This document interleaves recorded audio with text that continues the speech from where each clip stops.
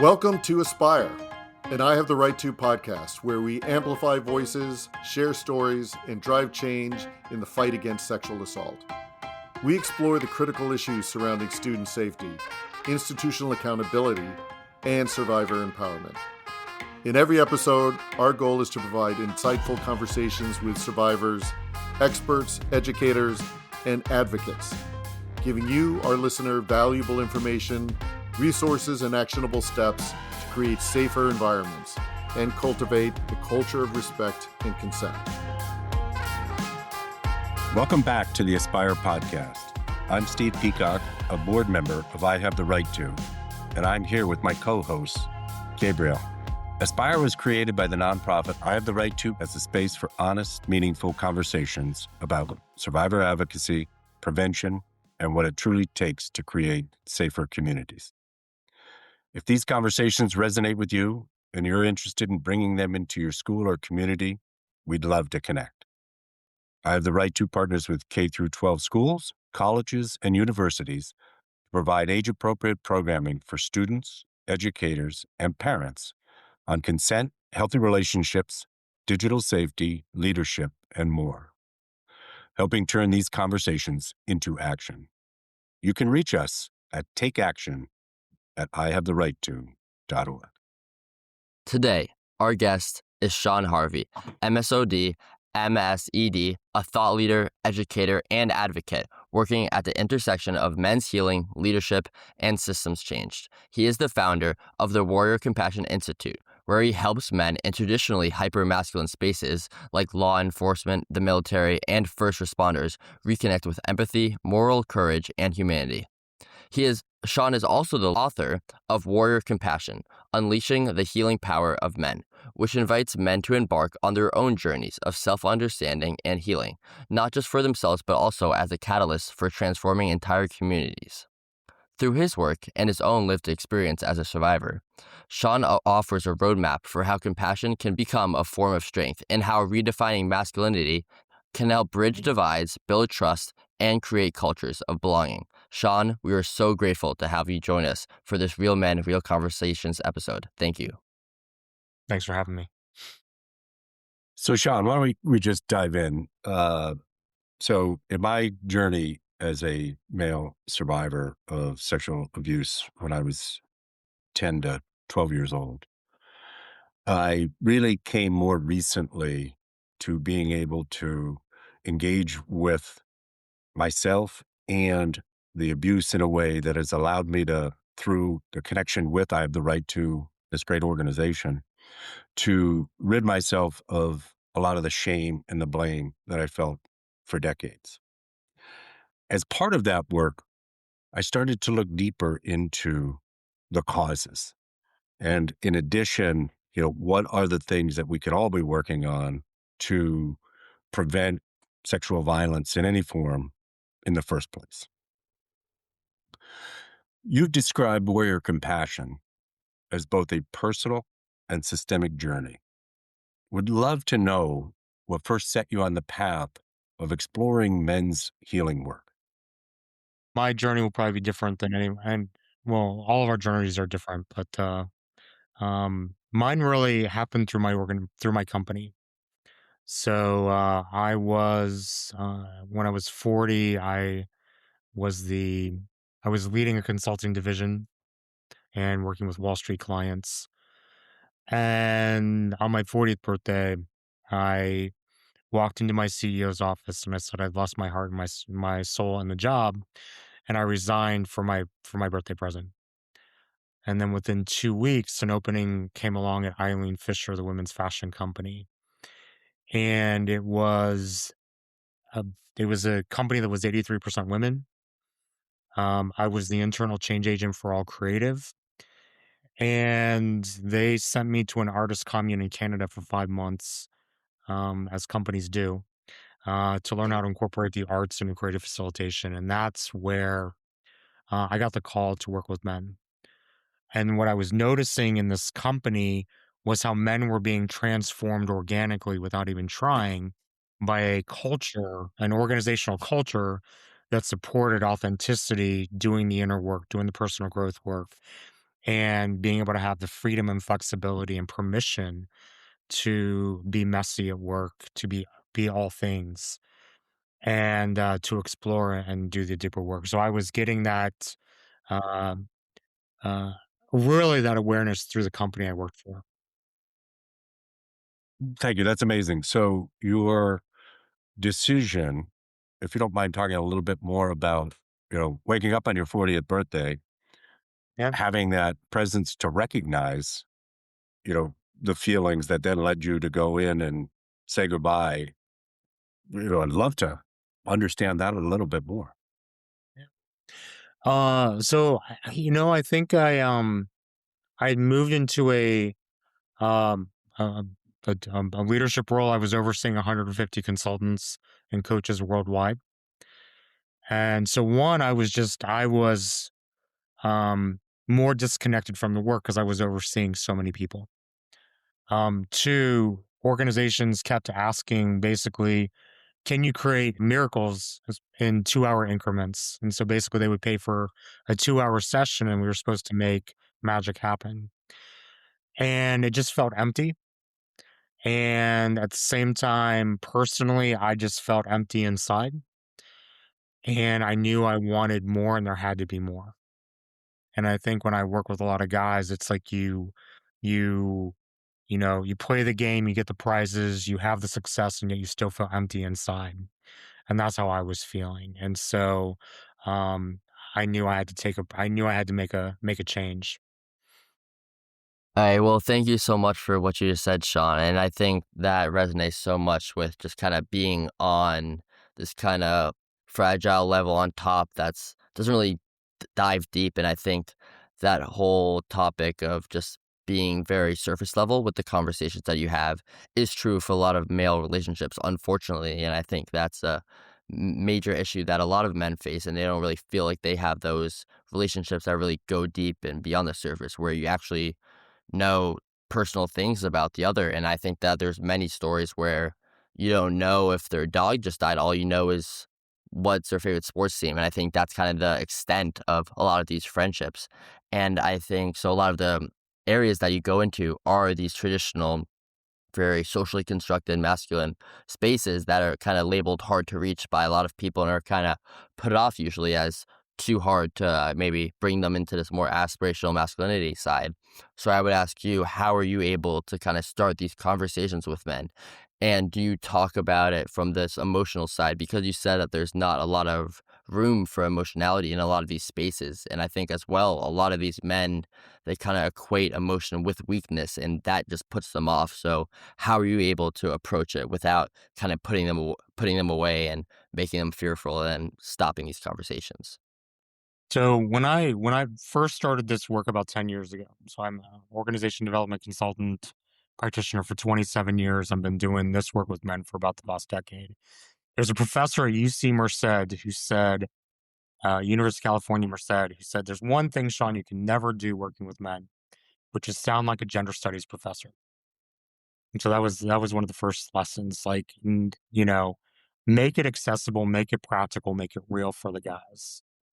Um, and then, it's interesting when I lived in DC, I started something called Men's Soul Adventures DC, um, where outdoor adventure meets deeper male bonding meets soul connecting conversations, either the existential, philosophical, or spiritual awakening discussions.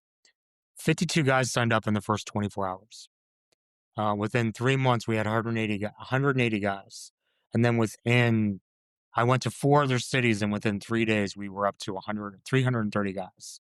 So from 180 to 330. So I started asking guys, why is soul adventure? And so a third of them said, I wanted a different type of adventure. This sounded interesting.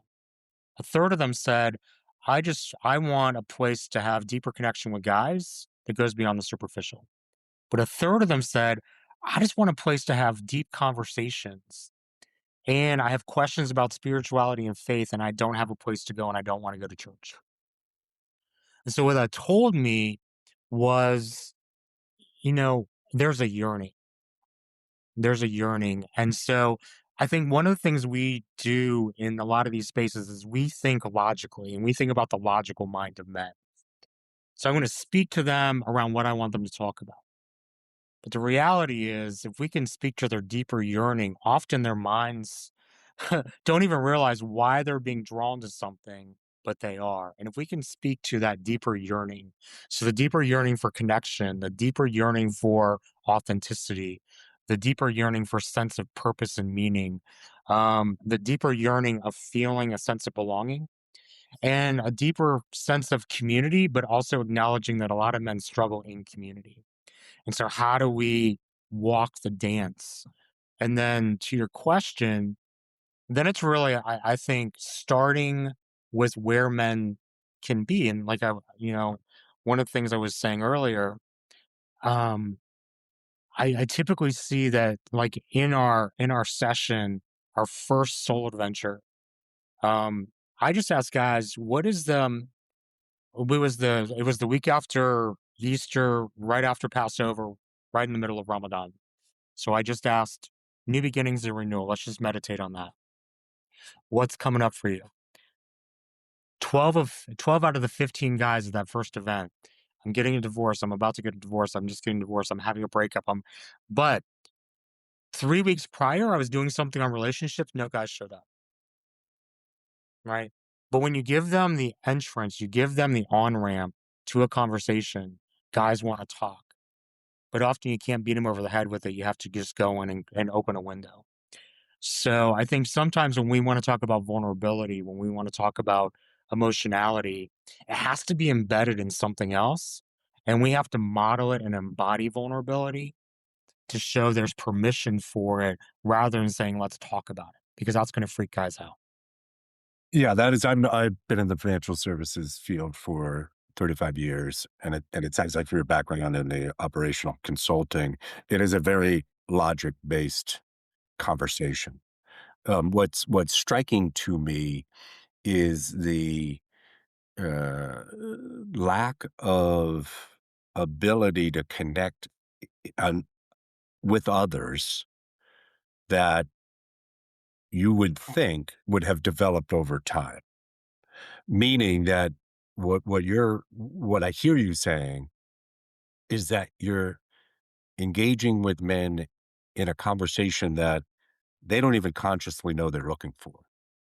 There's a something that's missing that they're yearning for, or whether it's community, whether it's spirituality, whether it's connection, that presumably, I know from in my case, and it sounds like for your case as well, is that, those surface level conversations that you both have been talking about result in surface level relationships and don't develop um, real skills to be able to uh, kind of connect in a way that is core to being human. So I'm really interested in, how you think about the early development and socialization of boys that then contributes to this almost like a, one-on-one engagement with boys with men on an emotional level through other, um, non-direct topics like the outdoors adventures and other things. Well, I think, I as I think about it, from the time we're probably about 5 to 7, we're just voting parts of ourselves off the island. And part of that includes, how do we be friends? I think what I find is, I think I've read a study, 38 is the loneliest age for any guy. And it's sort of like the late 30s, because you're building your career, you've got a family, you've got obligations, and you don't have time for socializing. And I think we learn how to be friends early on. But if there's that superficial nature, what I find is as guys age, they want something deeper. And I'm finding younger guys in their 20s are already asking for that. So the first thing I often say is, what does it mean to be a friend? Because I think sometimes we just don't even, we have a lot of ideas or assumptions around what it means to be friends. I'm like, we're acquaintances that are friendly. We have not crossed over to friends. So what does it actually mean to be a friend? And what does it feel like to be held by a friend? And what does it feel like to show up for a friend? And then what does consistency look like in friendship where we are there for each other? So I think first is like just both practicing, demonstrating, modeling, and then like really challenging maybe some of our assumptions of what does friendship even mean, to then be able to then say, okay, how do we then deepen our relationships with other men?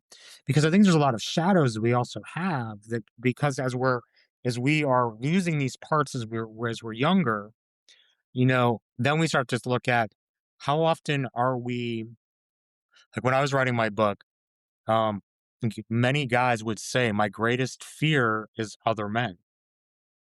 And part of that was the sense of threat, that was part of that was a sense of competition.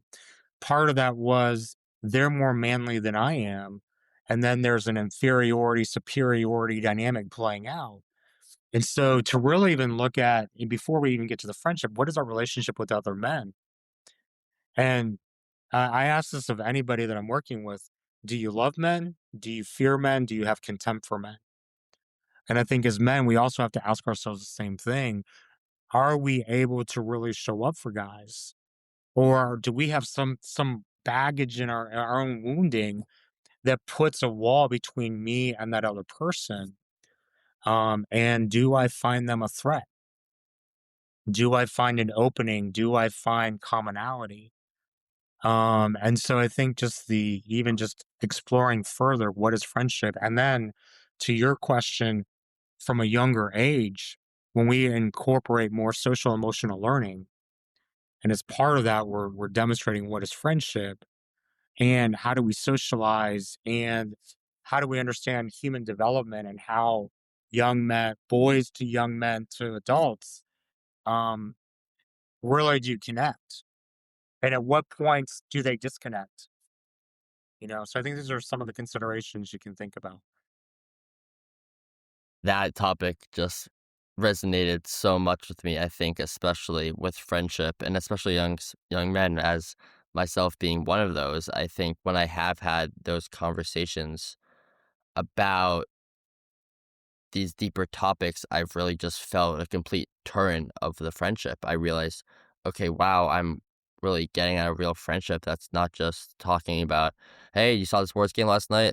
Well, which I do. I do love sports, but it was great that sports wasn't the only thing that we talked about anymore. We actually really got some deep personal things that were happening in our own life, and I got to actually know the person. And I think that is just such an aspect that's often lost amongst many men. And I think just going back to what you're saying, because you often do talk to these people in a lot of these hard to reach communities. And let's say within this kind of soul searching adventure, you do get maybe two men from this police department or two men who are in finance, and you reach them and they kind of have this change of heart and they realize that, okay, this is actually really important work and this is what I was yearning for. How do you take those people and make it a change within the complete police institution within that group? So it's not just reaching one, but it's kind of reaching that large group and that large dynamic there. So a couple of things. One, I think a lot of folks who do this work come from a coaching perspective. So they're really focused either on the one-on-one and every man, mankind project. Well, so it's either the one-on-one or the group. And my work really focuses on men's healing combined with organization development for systems level impact. How do we embed this work into organizations? And so it's actually catering the programs to specific industries. And so I tend to focus on, in particular, uh, law enforcement and first responders, military and defense, construction and energy sector. And then I work with a lot of other different types of organizations, but those five are kind of my primary. And so I develop programs for them. We'll do corporate men's circles. We will do leadership training. I have something I talk to is like officers as bridge builders or leading as bridge builders. And so, sort of like let's do some work, let's have an adventure, let's do a men's retreat, or let's do a leadership retreat. It happens to be a majority of men. And then for hyper masculine systems or warrior cultures where I often go. What I call it is the M Lab, men leading as bridge builders. But if it's a mixed gender group, then it's mastery and leading as bridge builders to those types of industries and sectors. So I think it's taking it. I'm an organization development practitioner. I always think from a systems perspective. So I don't think like a coach. I think like a systems thinker. And so what that means is I'm always thinking about how does coaching fit into something bigger, as opposed to how do I operate as a coach and then how do I expand that from there? I look at how does coaching fit into a bigger schema.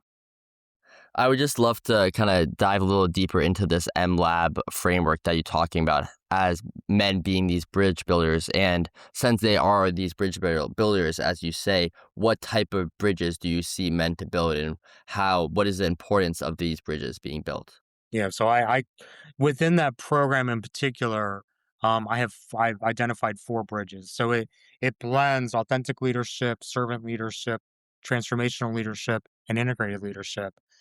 And then the 4 bridges are the warrior bridge, the inner bridge, the human bridge, and the embodied bridge. And so the first place we start, and I do this particular program with someone from the FBI National Academy, and so we go in together. And we look at I ask the question, how does the warrior ethos as you know it constrict your own humanity and your emotionality? So that's a way into the masculinity conversation without ever saying masculinity. Again, not being a gender studies professor, right? And then the second day is the inner bridge. How do I increase self-awareness and how do I connect with myself in a way and build a deeper connection to myself? Because I think one of the biggest disconnects for a lot of men is connecting with themselves and even understanding their connection to themselves. Then the human bridge is really the bridge building work. How do I humanize the other while rehumanizing myself? And understanding within that ways that I might be dehumanizing someone else or myself in the process. And then finally, for police officers in general, how do I be the embodiment of a bridge builder, not just a concept? How do I move from intellectualizing being a bridge builder to viscerally experiencing it and being able to bring somatic practice and embodiment work into the way I show up? So when I walk through my community, I'm not talking about it, I am it. So Sean, that is uh, extremely impactful. And as I think about a couple of things you've said, one is you said, men's healing. So I'm curious, when you talk about that, are you, in fact, in that system targeting men who have been hurt, or is there a general premise that men have the underlying hurt that's developed from what you talked about earlier from childhood and losing parts of themselves or being unable to develop them? And then what kind of motivated your work to go into these areas where the men are the hardest to reach? Right. So I think it's both and all, not just so I think there's, from in these particular industries in particular, one, what was it like as a boy, as a young man? What was voted off the island, right? So there's a reclaiming, and so what is the trauma of growing up as a boy and as a man today? So that's one. Then two, who chooses to be a cop? Who chooses to go into construction? Like what's kind of the profile or avatar, right? So maybe what else is already adding a stoicism into the mix or a seriousness into the mix or what have you. And then it's what happens on the job. So as a police officer or as a first responder, as a firefighter, what traumas do you see day in and day out that are activated? And I think as men, we're human. How many of us don't have hurt and trauma and wounding? And the question is, whereas women often have more access, men do not. And what is compounded is the stigma of getting help. And so for an officer that might experience a shooting or witness a murder or what have you, when are they going to go and actually seek, counsel or counseling, or do they just like man up and then just keep going because to go and seek help would be a sign of weakness? So, how do we address the stigma, and how do we look at what can keep getting stuff down based on our temperament, based on our environment, based on our conditioning, and then based on the job itself? And I pick, you know, the numbers, the statistics for men are then either double, tripled, or quadrupled when we talk about cops, first responders, veterans. Construction has the second highest rate of suicide of any industry. And then energy is sort of, for me, like it's a corporate baseline, but it's still in this world. So that I can also have a balance between warrior cultures and corporate culture, but still connected so that it makes sense. Thank you so much for that, Sean. And I think also I want to talk a little bit about extremism because I know earlier on you mentioned that you've worked kind of navigating extremism and people that are falling into this belief system. And I think especially recently and a lot of young men are susceptible to scrolling on social media and attaching themselves to this manosphere or other extremist ideas. I would, but I think it's really important for young men since at this young age they're able to kind of have this ideas really be built into themselves and actually adopt them as reality when they're very, very far from it.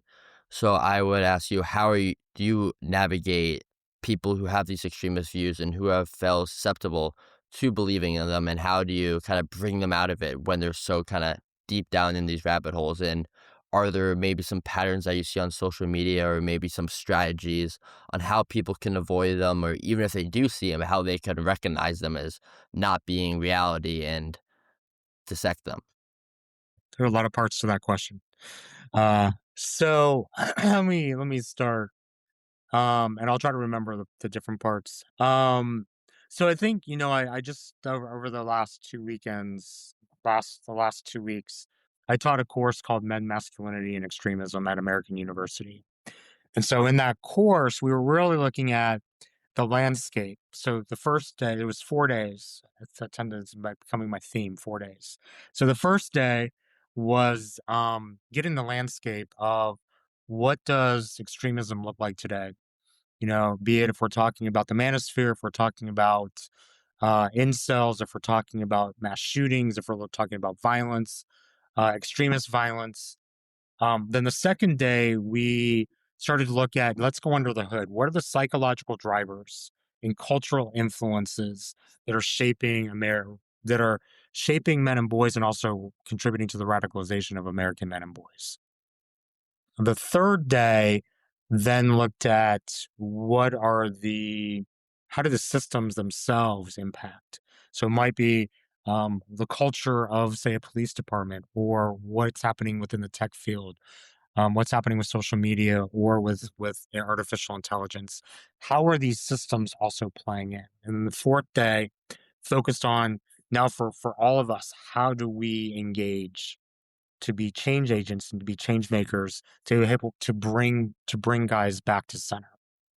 So I think there's two things to your question. One, before someone is radicalized, what are some of the conditions and what are some of the unmet needs that are playing out that become, there's an aspirational sell to extremism that is being sold for a better, superficially better something. So to understand what the cells are, what's being sold, and then also what are the unmet needs of young men in particular that are being met. So that's, I think, one way to understand some of the the the the connection here. Because and like I was saying in an article I just wrote, extremism never starts with ideology. It starts with, and I talk about the stew. The stew. Think of a stew of radicalization, and what are the ingredients? So I often say in these ingredients we have outdated models, we have um, uh, faulty teachings, toxic conditioning. So I'm not going to say toxic masculinity. I mean just our conditioning in general, right? How we're conditioned in our relationship to all these constructs, and what does our environment say? And then deep-seated fear. shame, untouched grief, because we often don't feel, unresolved grievance, which is often what is amplifying anger, fear of avoidance of humiliation, the power of humiliation, betrayal, and then that combination with shame. And so we're often avoiding those things that can lead to a consequence. And so that can add to disengaging or shutting down. And then I call this the hype effect: hate, isolation, polarization, extremism. And the isolation piece is so fundamental. And I think it's the combination of disconnecting, isolating, and then social media is a big contributor, not to create grievance, but to amplify grievance, and then finding a tribal community to be in that grievance with you. And then I think then there's a sense of not mattering. I think there's a sense of losing hope. And I think these are just a sampling of some of the underlying contributors. And so if we want to pull guys out, I think we have to, or pull guys back. We have to understand what those unmet needs are. We have to understand what the deeper yearning is. We have to think about this from a preventative standpoint. How do we reach young men and men sooner? And at the same time, when we start noticing our friends disengaging, what are ways we can intervene? What are ways that we can say we care? What are ways that we can start to make note and tell this person you matter? And also understanding some of the maybe the deeper deeper needs that aren't being met, that can be easily solved from a place of the men who are vulnerable to radicalization. And a lot of it, I was talking to a police officer recently, and we were talking about, in particular, uh, GBT, so gay police officers, so who don't have a home in the system, and they have to either overcompensate, and they don't have a home in the community. And I think that sense of metaphorical homelessness is often one of the most vulnerable places for folks. So when people don't feel like they fit in, when they don't feel like they're being seen, when they fear they're being ridiculed, these are often some of the conditions that can play in. So how do we reach folks who might be experiencing that? So Sean, I mean, obviously these issues are persistent and kind of baked into at least American society from the beginning. What do you say to people who take the position where, you know, men have had a long time to figure it out? Men have had a lot of voices, whether they choose to listen to them or not, that tell them that the pain is too much, that the oppression, that the systemic um, thumb on their neck is has gone too far, and we should focus kind of going forward on building a society of the willing, or the coalition of the willing, and kind of bring them along. Um, because as you've been talking about these, and I hear it, and I've lived it in my own life, and I've seen it with others, which is this feeling of hurt, and the saying of hurt people, which at first I used to dislike that phrase, because it implies that once you're hurt, it's kind of preordained. However, I think what I missed in my initial interpretation is that hurt, unresolved, unaddressed, is the one that will come out some way, and that ultimately, if you do figure out this path that you're taking a lot of people on, which I think is amazing, um, you get to the place where hurt people help people. But again, the clock is ticking, and there's a ton of frustration built up within communities that have been hurt by these hurt men. How do we change the dialogue or create a narrative that we all are kind of on the same page, or can we? There's a couple of things here. One, um, one, we need translators, right? So I think, you know, well, first thing I often say when I hear the frustration is, well, we could just do nothing and then what, right? And remember, I'm one person with a small community of people. There are a lot of other people that are meeting the needs of that are creating a mainstream narrative that reaches a lot of guys. There are there's a lot of attention on marginalized communities. So those communities are not being taken away from because I'm doing the work I'm doing. So it's not an either or. It's like we're all operating in tandem, but who are the folks that are attending to these guys? Right? That becomes a question. So if we do nothing, then what? And then I think second, a lot of the narratives that are created are speaking at, not engaging with. We're talking about these guys, we're not engaging with these guys. So we can extrapolate a bunch of data points and then say, all right, what does this mean? And oh yeah, we've included working class guys in the mix. We've got their voice, but who's actually going out into these communities and saying, tell me what's really up for you. Tell me what you really are concerned about. Now, my ex-boyfriend was on the path to radicalization, so I also got firsthand exposure at the kitchen table when we disagreed on slavery and we disagreed that he thought all trans people should be killed. These were extreme ideas. These went beyond a belief system. There was something else that was happening. And when we look at the path, I'm always curious about, you can have a belief system, and then when does that move to grievance, that move to rigid thinking, that moves to dehumanization, that moves to moral justification, that then moves to violence? So there's a long line, right? Belief system does not equate to extremism. It's like what actually contributes to that, right? But so I think that one, the numbers are pretty small in terms of how many people are radicalized. But when we explore at those spaces, my belief is this. The work I do is I'm always asking the question, how do we engage the hardest to reach men in the hardest to access system to learn models and perspectives for all men across cultures?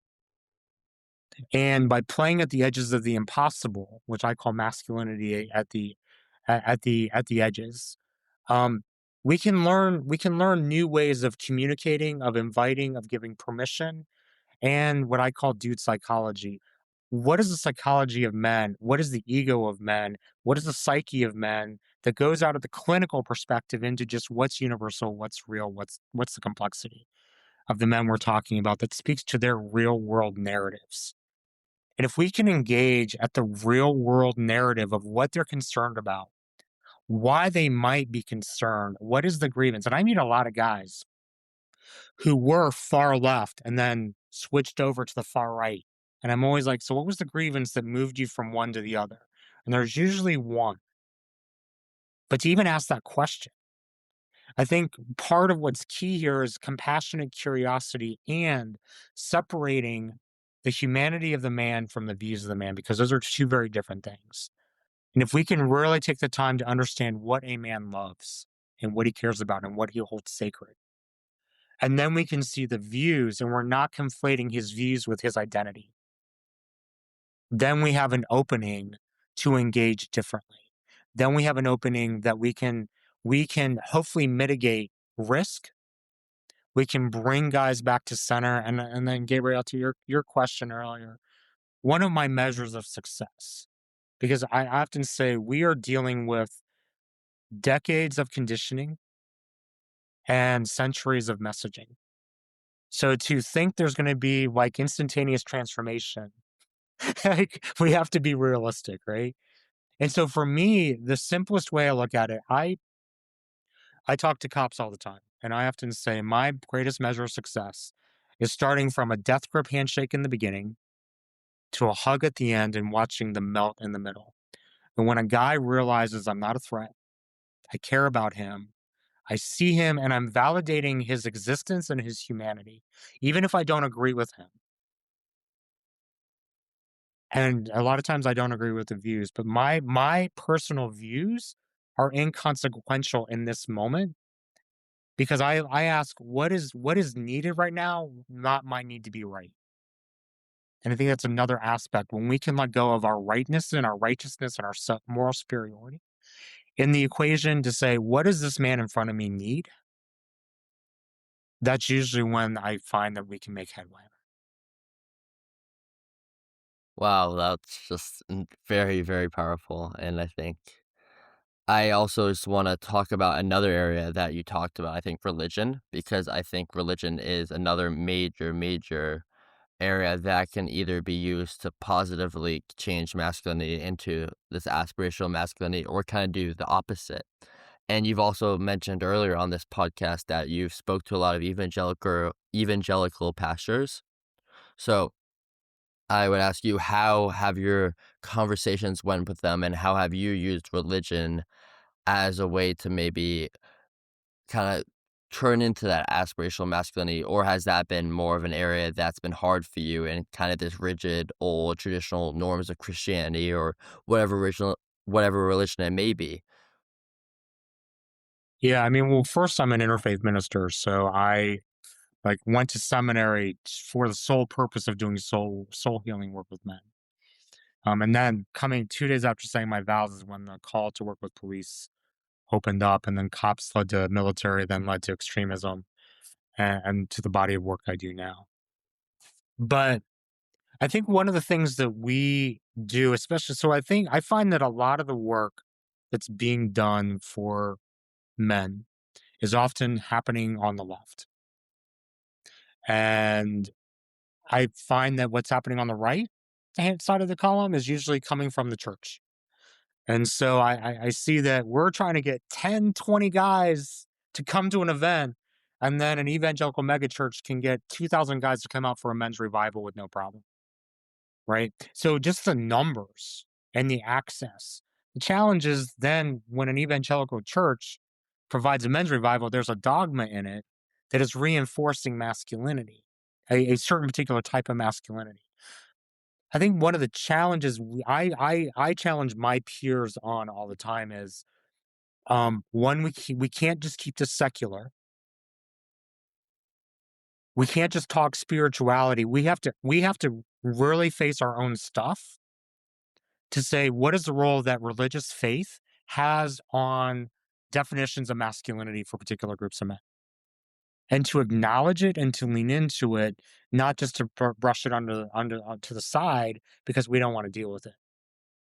And I do think that, I talk to guys all the time.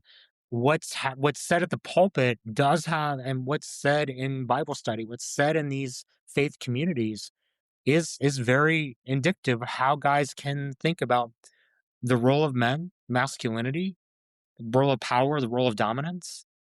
And so to ignore that, I think, is really the miss. And not to say that we have to become overly religious. I think we have to acknowledge that that's a system within the ecosystem that has to be considered. And are there those of us that are willing to go into these environments and say, hey, let's talk about the state of men and boys. And I talk to a lot of evangelical pastors about the state of men and boys because they're equally concerned. Now, they may have different ideas on how we address, but the fact that we can even be in a conversation means there's an opportunity to say, let's talk about our different views and what is really in the best interest of men and boys, and what could be the consequence and what could be the cost if we are coming in too dogmatic, and what can be the cost to these young men. Yeah, it makes me think about kind of up leveling it a little bit, thinking about whether it's religion, whether it's organization, whether it's government, whatever the institution is, that there is a huge leadership and issue, and relatedly, it's a who's in the room. And I'm kind of curious, as the men emerge and they go through that necessary and beautiful journey you just explained about the messiness in the middle and the hug at the end. how do they hold that when they go back into the world, go back in the spaces that they came from a totally different place? So they've changed. The place hasn't changed. And I see this a lot where I can have individual conversations that are just like incredibly powerful and soul affirming. And I put them back in the pool, and it's the same behaviors, the same actions, the same things that kind of occurred prior to that. So I'm really curious about the parts of it. I guess it is a two-parter. One is how does it then actually be captured, reflected in leadership? And two, you know, how do we make these changes, these conversations durable once the engagement ends? Okay. So I think we have to ask ourselves, what is the engagement? Right? Is the engagement a training? Is it a retreat? Is it an adventure? Or is it a series of experiences that are really not coming from a learning and development perspective, but a personal transformation perspective? And the time that it takes, and what are the reinforcement? The fact is, again, blending individual transformation and organization development, it's always thinking about the relationship between the individual, the group, and the system itself. So I think most of the initiatives are either at the systems level or at the individual level, not both. So what is the relationship? The organization is allowing me to go through this experience, right? So I'm going to have some transformation. Then are we also looking at the conditions that you're coming back into? What do you have agency over as the individual? What does your leadership have agency over to be able to start to adapt and morph the culture and the systems and the levers to then be able to make sure there is sustainability in this, and you're not coming back to a environment eh, that's going to then not be supportive of your development and growth. And then the same thing, I mean, I see this also all the time. You know, guys will do their inner work in men's circle, and then they'll go back to their partners who haven't been doing the work. And then they're going back into their family system. And it's like, okay, wait, there's a disconnect. So, how do we create, from a systems perspective, alignment? So, that's always in my head. Like, what are we doing if I'm working with an organization? What's happening organizationally? What's happening at the group level? What's happening at the leadership level and the individual men themselves? And how are we shifting the levers for all? Right. I think one of the things that I train facilitators on to do this work is to move from a program design from a programmatic standpoint to a systemic standpoint, so that you're really thinking about whatever I'm going to plop into a system. And I think when I talk to folks who want to create a men's experience in a system, they're just thinking about the experience. They're not thinking about the ripples that system that can have in the system. And so I'm always encouraging change agents and facilitators to think about the relationship, and then also, how can men transform culture and how can culture transform men? What's a symbiotic relationship, right? So I think and so then you go back to the engagement.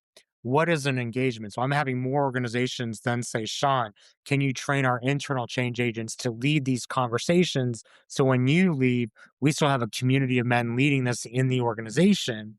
And then we support those men while creating an imprint in the system without having to be so labor intensive throughout the organization. So it's different ways of scaling, it's different ways of leveraging. And then I think the other part we're going to have to consider at some point is, how does AI come into the mix? And if we're going to talk about systems and organizations, what are ways that we can leverage the human capacity to do this work, and how can technology help us scale the work without replacing our work? Wow, well, thank you so much for that, Sean, and thank you for also this entire conversation. I just want to kind of wrap this up with one question that hopefully all of our viewers and listeners, and other than all this amazing insight that's been spoken and said today, can take away is, what would you say is kind of one simple everyday act of compassion, either external or internal, that, because we talked a lot about self-compassion, that can begin to change the culture around them, that men or even women can institute to really create a change within them? I always ask folks when we talk about compassion, the aspiration is kind of on three levels. How do I bring compassion to every interaction 24/7?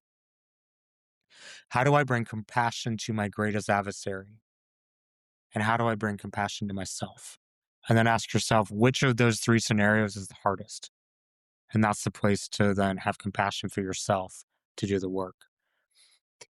I think from an external standpoint, it's a couple of things. It's moving from, in our work, prescription to inquiry.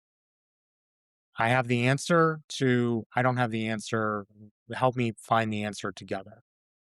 To move from certainty to comfort in the ambiguity, that we don't have all the answers. I will always tell, and part of what is very helpful, especially the work I do with cops, is I'm like, look, who am I to tell you what healthy masculinity is? I'm never gonna tell you what that is, because who am I? But you best believe I'm going to ask you the questions to get beneath your protective layers for you to discover your own truth. So I think if we can also, part of the compassion is believing that men have the capacity for transformation, for healing, and the agency to be able to discover their own truth that works for them. We are guides. We are not the ones informing them how to be men, but we're guides to walk alongside them as they engage, and to create the containers and the spaces for men to just have the space to be curious with each other without bragging and boasting and telling how great they are. And they can really get curious about other men. And I think as we practice that with other men, then we're preparing to practice that with women and those beyond the binary, so that we can really be showing up fully across the board from a place of compassion, curiosity, and from curiosity leads to creativity, and we can start solving problems differently. I love that. Thank you. Thank you for sharing. And thank you for having the conversation. We are holding so much gratitude for you today, Sean. I'm just going to ask you one parting question that we ask everybody on the show, like the organization's namesake. Just fill in the blank. I have the right to. I have the right to be fully and unapologetically me, and allow others to be unapologetically and freely them. Clearly, you're following your own words, and that's such a beautiful thing. So, thank you so much for joining today. Thank you. Yes, thank you so much, Sean. I thought that was such a powerful message in this entire episode. And so thank you so much, Sean, for joining us on this podcast. Thank you. It's great to be with you both. Thank you so much for listening. Like and subscribe to the podcast on all platforms. And if you enjoyed today's episode, please give us a 5-star rating and tell your friends about Aspire. Follow us on social media at I Have the Right To. Learn more about our student and executive programming at our website at ihavetherightto.org.